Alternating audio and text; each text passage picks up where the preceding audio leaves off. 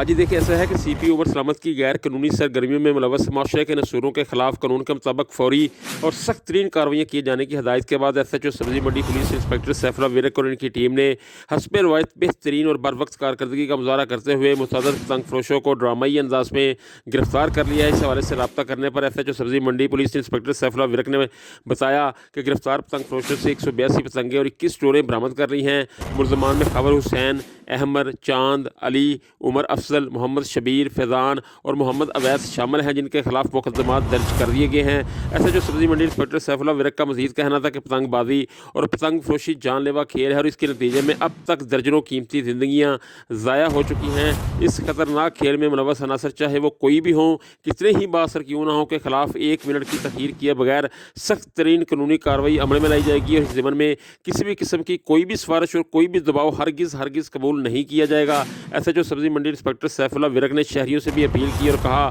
कि वो भी माशरे में अमन व अमान बरकरार रखने के लिए पुलिस का साथ दें और अपने इर्द गिर्द मशकूक सरगर्मियों में मुलव्वस अनासर पर कड़ी नज़र रखें और इनकी इत्तला फौरी तौर पर पुलिस की हेल्पलाइन 15 पर देकर एक ज़िम्मेदार शहरी होने का सबूत दें। जी।